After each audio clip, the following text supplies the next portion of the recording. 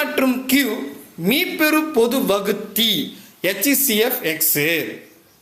Me பொது வகுத்தி மீப்பெரு அப்படின்னு சொல்லிட்டாவே HCFன்னு வச்சுக்கலாம். சரிங்களா? ஸோ HCF Xன்னு சொல்லிட்டான்.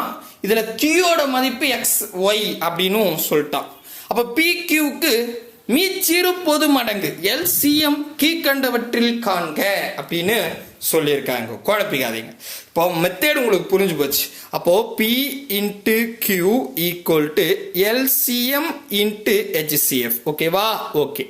இதுல ஃபர்ஸ்ட் பாருங்க, இவன் PQன்னு இருக்குன்றானா அது அப்படியே இருக்கு வந்துட்டான். அப்போ P இன்ட்டு Q, ஏன்னா அதுக்கு மதிப்புலாம் கொடுக்கல, ஈக்குவல் டு LCM என்ன சொல்லியிருக்கான்னா மீப்பெரு HCF. ஓகே, HCF வந்து எக்ஸ்ன்னு கொடுத்துட்டான். ஓகேவா? இதுல இது சொல்லியிருக்கான் Qயோட மதிப்பு XYன்னு போடுங்கன்னு போடுவோம், அப்புறமா போட்டுக்கலாம்.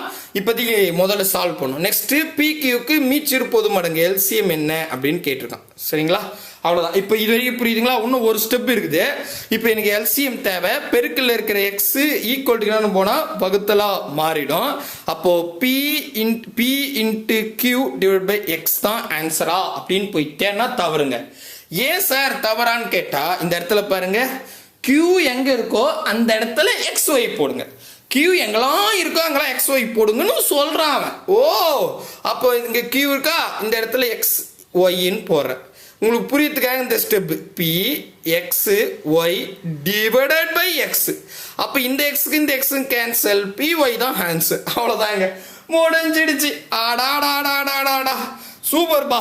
PY இருக்குதா அப்படின்னு கேட்டா ஆப்ஷன் டில பர்ஃபெக்டா இருக்குது. 2022 குரூப் 4 எக்ஸாம்ல கேட்டிருக்கான். போய் செக் பண்ணி பார்த்துக்கோங்க.